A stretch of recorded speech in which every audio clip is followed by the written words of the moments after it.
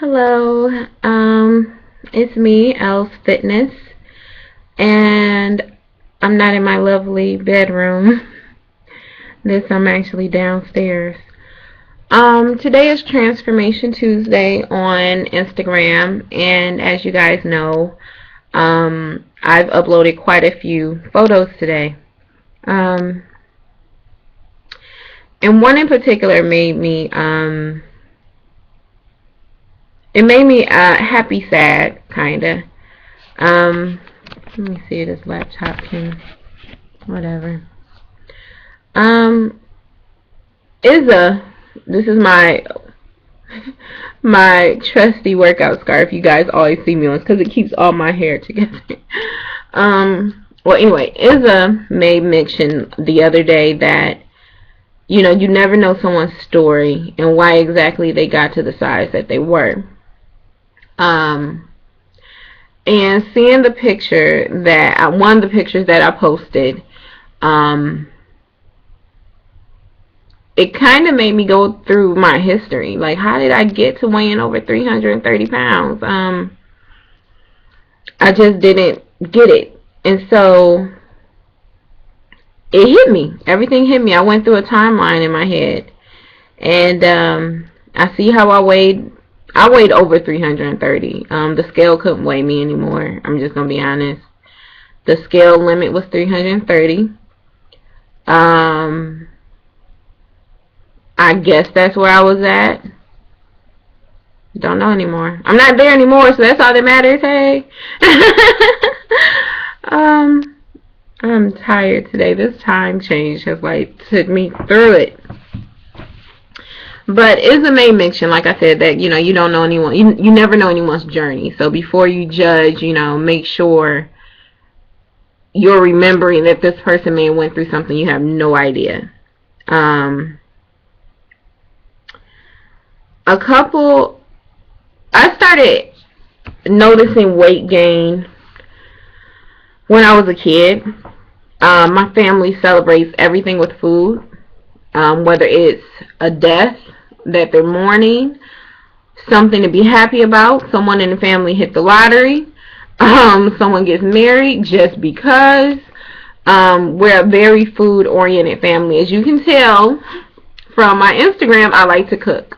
My mom was a registered nurse, but she also had her own cooking business, food service. And I helped, so I learned how to cook. And I think it's just something that I got from my mom, food. But my family as a whole has a love affair with food. And not good food. It's good, but it's not good for you. I think it's a learned behavior. You learn to deal with things. I learned to deal with every emotion with food. Whether I was happy, sad, upset, lonely, depressed, everything a human was supposed to feel. Instead of me realizing I had that emotion and going through it however I was supposed to, I resorted to food. It didn't get out of control until, I'll say, teenage years. I was diagnosed with brain epilepsy at 15.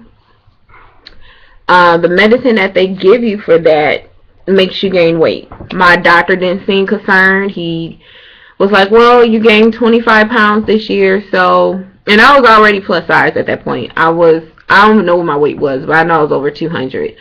And I'm only 5 feet tall, if that, as you can probably tell by now. I'm really, really short, really short. Probably could have got a scholarship, but we're not going to go there. The doctor, after about 4 years, a couple of years of this, he just, thought it was normal. I ate my way through side effects, and my dad would stay up with me because I had to go through all kind of brain tests and brain scans to make sure it wasn't something else. And we would have food parties at 3 in the morning eating Italian subs and chicken strips and cake and pie. He made it a party because he didn't know how else to deal with what I was going through. I'm the only one in my family with a brain disease, a brain disorder. And so they tried to, I guess, make me feel better with food. It took about a year to get my seizures under control, and then my dad got sick. So this is at 16. My dad gets sick. Dad dies. You know, it's not funny, but Dad dies a couple of months after I turned 17. I didn't grieve normally. I grieved with food. Just being honest. My mom was in her own world, going through her grief. I didn't have a sibling that I felt I could reach out and talk to. I went to counseling for a while, but I thought that was full of shit. And food was always there. Food was dependable. The worse I felt, the bigger the pancake. And I felt invisible. I felt nobody cared how I felt. And so I just ate. I ate my feelings. I ate until I was numb. I would eat until I was sleepy. To numb myself. I didn't have my best friend no more. My dad was my best friend. And this followed me to college. Most people look forward to going to college to socialize and meet people, which I did. These things are getting on my nerves. I'm tempted to take them out. But I began looking forward to going to class because, like most universities, my school had tons of food places on campus. You know, we had Subway, we had Wingstop, we had Mediterranean, we had Chinese, we had a sushi bar, we had KFC. We had damn near everything you could think of. You know, everything was on my campus. And I began looking forward to going to class just so I could eat. That was an escape. I would go to school. I would stay on campus 9 hours and only had 2 classes. And I would go and eat by myself to the point where I couldn't fit in the booth anymore. And that's so embarrassing, you know, to admit. But this is why I'm here, is to be honest and to help someone by helping myself. I figure the more I put myself out there, the more I have to stand up and keep going. Even when it's hard, even when the scale doesn't want to move. And in my head, I have this goal, and I'm like, oh, I'm going to lose 10 pounds a month, and you may hit a month where you may lose only 4, but you've lost inches. So this is to keep me while I'm accountable. That's why I'm putting myself out there full force. It's not for attention. It's not so I can be popular on Instagram. You know, it's a lot of cruel people in the world who like to say mean things to people. Me, I have a smart ass mouth. I will enjoy cussing someone out. But that's not what my thing is for. I'm not here to give someone an easy target to ridicule. I don't know. I just felt the need to make this video. It's more than what people think. You know, I didn't wake up in the morning thinking how much I could eat. It just was there. I substituted people for food. It was a relationship. I think I woke up after my last relationship when I realized that I was settling with someone because I felt I didn't deserve anything better.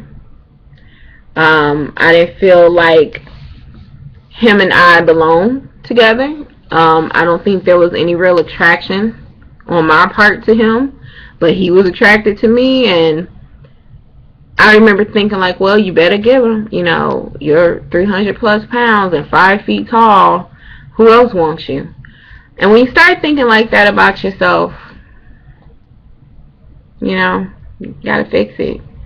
Nobody else can. Nobody else will. It's you, shit. And it's a journey. I've lost weight before. I lost 30 pounds before. Well, probably 25. I didn't even keep honest track of it. And then I slipped back into my old habits because nobody really knew what I was doing. I was very secretive about my journey. I was embarrassed, you know, right? And at this point, everybody knows. it's to the point where I put fear to the side, even though I know there are people who judge me like, oh my God, you weigh 330 plus pounds. Yes, life happened, and my way of coping with life was food. Food was my remedy, and not in the way that they say it should be. So I'm gonna wrap this up. The Transformation Tuesday just made me think about how I got to this point, and I could have went deeper, but I don't know y'all like that. So, see you guys later, and let me get